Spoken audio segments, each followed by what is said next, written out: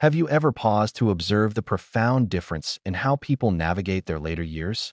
On one path, you see individuals whose very presence seems to glow with a serene, magnetic wisdom.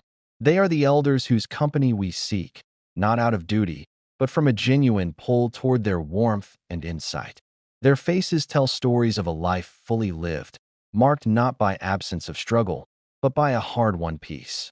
On the other, very different path, we see others who seem to have surrendered to a deepening bitterness long before their time. For them, each new day is not a gift, but a weight, another step into a void of regret and resignation. The spark has faded, replaced by a narrative of decline and ending. If you've ever felt a cold whisper of fear about aging, if you've worried that your peak is behind you and the future holds only diminishment, then you need to hear this.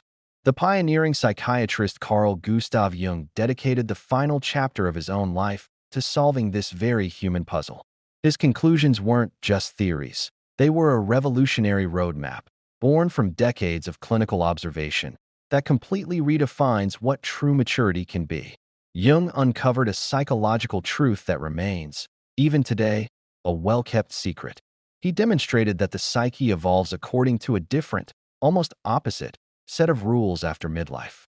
The very strategies that brought us success, identity, and stability in our first adulthood, our relentless striving, our outward focus, our persona building, become, if unchanged, a recipe for despair in our second. He argued that our suffering in later years is often not about the aging of the body, but about the stubbornness of the mind, clinging to the playbook of dawn when the sun is already high in its afternoon arc. From his work with countless patients, Jung distilled 6 foundational principles, 6 psychological pillars, that were always present in those who found not just contentment, but profound meaning and vitality in their later decades. Today, we will explore each of these pillars in detail, and you will see why this wisdom isn't just for those with silver hair. It is crucial knowledge to integrate now, to prepare the soil for a harvest you can't yet imagine. But before we delve into the first pillar, I want you to do something for yourself and for this community. If the idea of a meaningful, vibrant second half of life resonates with you, hit that subscribe button and ring the notification bell. We are building a community here dedicated to deep psychological insights, and your participation fuels this crucial exploration. Every subscription tells the algorithm this matters, helping others find this map.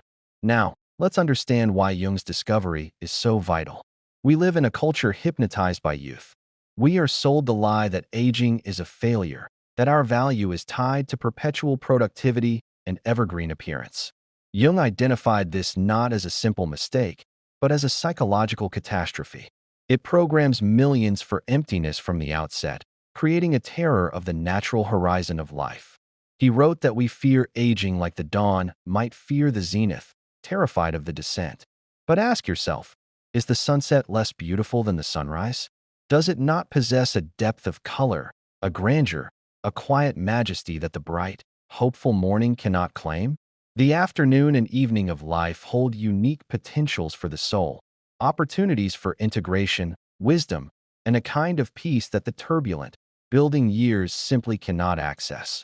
To miss this is to miss the point of the entire journey. Pillar 1. The courageous embrace of your shadow. The first, and perhaps most challenging pillar Jung identified is the acceptance of the shadow. This is a cornerstone of his entire psychology, and its importance magnifies exponentially as we age. What is the shadow? It is the hidden basement of our psyche.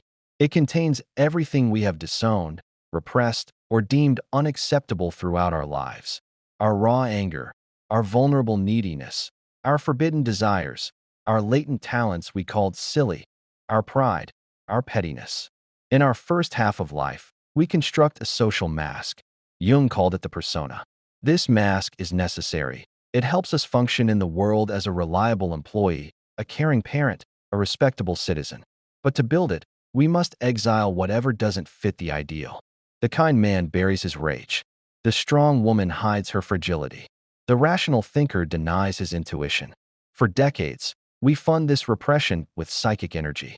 Jung discovered that so much of the psychological distress in later life, the depression, the anxiety, the haunting sense of meaninglessness, stems from this unacknowledged shadow. When the social roles fall away, the career ends, the children leave, the accolades quiet, the persona is no longer needed. And many people are left with a terrifying question: who am I underneath? Too often, the answer feels like nothing, because the authentic self was locked in that shadowy basement long ago. The integration of the shadow and maturity is an act of profound courage. It is the hero's journey into the underworld of one's own soul. It requires facing what you have spent a lifetime running from.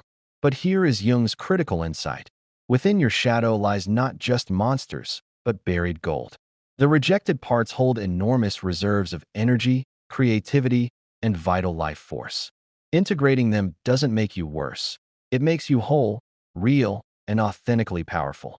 Those who do this work in their later years often experience a remarkable renaissance.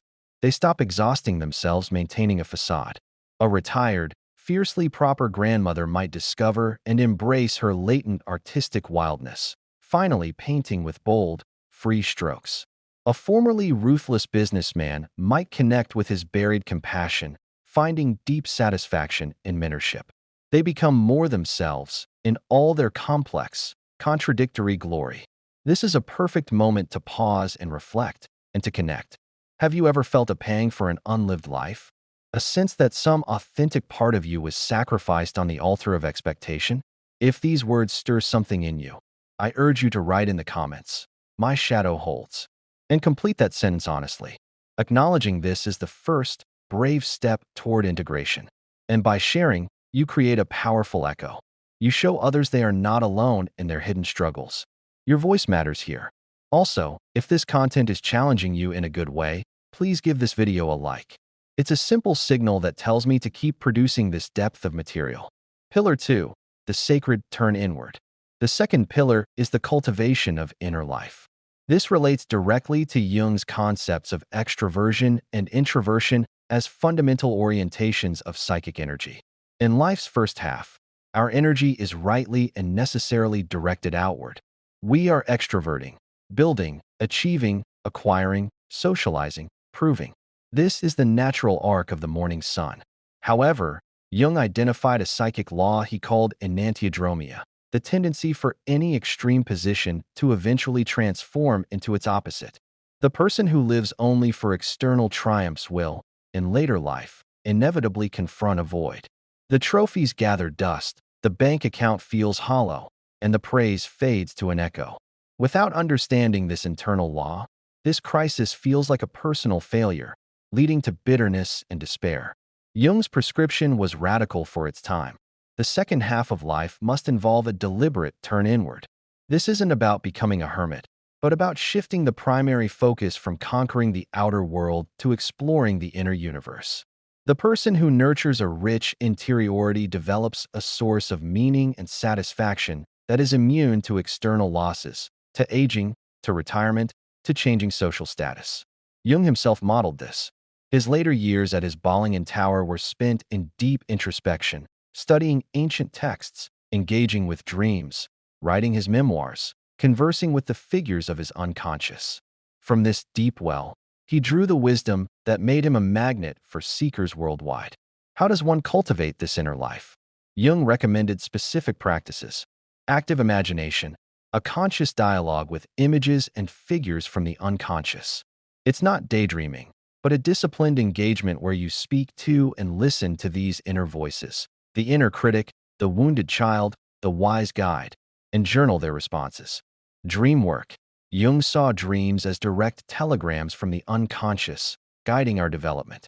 Keeping a dream journal, especially in midlife and beyond, is like having a nightly consultation with your deepest self. Big dreams, those vivid, archetypal experiences, often arrive at life's thresholds, offering profound maps for the journey ahead. We're diving deep into concepts that can truly reshape a life. If you're finding value in this, imagine what a difference it could make for someone you care about. Share this video with a friend or family member who might be grappling with these transitions. Starting this conversation could be a gift that changes their entire perspective on aging. Pillar 3. The path to wholeness, individuation. The third pillar is the lifelong process of individuation, the central engine of Jungian psychology. It is the journey of becoming the unique, complete individual you were meant to be, realizing the self, your innate blueprint of wholeness, as opposed to the ego, your conscious identity. Jung used the perfect metaphor of the acorn, which contains the entire potential pattern of the oak tree. Our first half of life is often about growing a strong trunk and branches, building a stable ego. But the second half is about fulfilling the unique, intricate pattern within that form.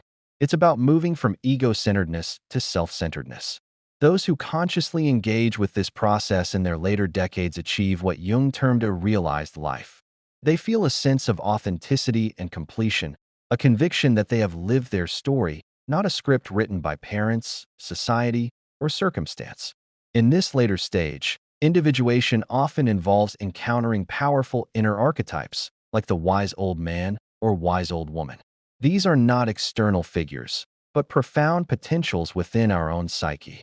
Connecting with them provides an internal source of guidance, a font of wisdom that surpasses mere intellect. It's the voice of accumulated experience, intuition, and timeless knowing that can navigate the complex questions of meaning, legacy, and mortality. Crucially, individuation is not narcissistic self-absorption. Paradoxically, becoming more whole makes you more capable of genuine relationship. You no longer need others to complete you or validate you. You can meet them from a place of fullness, allowing for connections that are free of manipulation and neediness. Pillar 4. Making peace with the horizon. The fourth pillar is perhaps the most daunting: reconciliation with finitude. Jung's view on death fundamentally differed from Freud's. For Freud, death was a biological endpoint to be feared. For Jung, it was a psychological fact to be integrated, and one's attitude toward it determined the quality of one's entire later life. He wrote powerfully, "A life that does not prepare for death remains, psychologically speaking, incomplete." He observed that the terror of death, when repressed, becomes a poison that taints every remaining day. In contrast, those who find a way to consciously make peace with their mortality often unlock a new, more vibrant way of living. Jung did not advocate for a simple, stoic resignation. He pointed to a deeper, symbolic understanding. Across all cultures and epochs, humanity has instinctively perceived death not as mere extinction, but as a transformation, a transition to another state of being. This intuition is embedded in our myths, religions, and rituals. Jung's point was psychological. Whether or not an afterlife exists in a literal sense, believing in the possibility of meaning beyond the ego's end has a profound, positive impact on the human psyche. To live as if life and death is a meaningful continuum changes everything. He described his own near-death experience during a heart attack in 1944, where he felt himself floating in space, seeing the Earth from a cosmic perspective. This wasn't a hallucination to him, but a genuine experience of the objective psyche. It forever altered his relationship with death, leaving him with an unshakable sense that it was a passage to be met with curiosity, not terror. This is heavy, transformative material. Your engagement is what keeps this channel dedicated to these essential, not easy topics. If you're committed to this kind of growth, make sure you're subscribed. Every single subscriber creates a ripple, building a community that values depth over distraction. Hit that subscribe button now. Pillar 5. The legacy of meaning. The fifth pillar addresses our deep need for generativity and psychological legacy. As we age, a fundamental source of satisfaction comes from the sense that we leave something of value behind. Jung understood this legacy far beyond material wealth or fame. He spoke of a psychological legacy, the wisdom transmitted, the values embodied, the inner discoveries shared. This taps into the archetype of the Senex, the wise old one, or the grandmother/grandfather, the keeper of stories and the linker of generations. When elders step into this role, they achieve a profound sense of continuity. They are no longer just individuals, but a link in the great chain of human experience. This can take infinite forms: mentoring a younger colleague, volunteering wisdom, writing a family history, creating art, or simply being the grounded, non-anxious presence that listens deeply to a grandchild. It is the act of passing the baton, not of control, but of insight. Jung himself lived this, spending his final years writing seminal works, engaging with protégés, and offering his hard-won knowledge to the world. This activity provided a deep sense of purpose that his mere personal existence could not. Pillar 6. Reconnecting with the sacred. The final pillar is restoring connection to the numinous. Numinous, a term from theologian Rudolf Otto, describes the experience of the sacred, the awe-inspiring, the transcendent. Jung believed the modern world had severed this connection, pathologizing the innate religious instinct. Yet, this instinct is a core psychic need. When it is starved, we suffer a spiritual malnutrition, often misdiagnosed as depression or anxiety. This hunger becomes acute in life's later chapters. Jung noted that many of his older patients, lifelong skeptics, began to feel a powerful yearning for something beyond the material world. Those who found a pathway, not necessarily to organized religion, but to a personal experience of the sacred, underwent a remarkable transformation. They accessed a peace that was not dependent on circumstances. This reconnection can be through meditation, immersion in nature, contemplative prayer, conscious ritual, or profound engagement with art, music, or science. It's about creating space to touch what Jung called the collective unconscious, the deep, transpersonal layer of psyche that connects us to all of humanity and the mysteries of existence. It is the recognition that our individual story is part of a much larger story. Living the map, the integration. Jung's own life stands as a testament to these pillars. At 85, he was not a man in decline but a sage at peace. His final major dream, of a stone inscribed with a mandala and the words "a sign of wholeness and completion," was, to him, the ultimate symbol of a finished individuation journey. He had met his shadow, turned inward, become himself, made peace with his end, secured his legacy, and touched the numinous. Contrast this with the alternative, which he saw in his practice. The person who achieves every external goal by 50, only to find a desert of meaning within, leading to decades of slow despair unless they dare to change the rules. This is the invitation.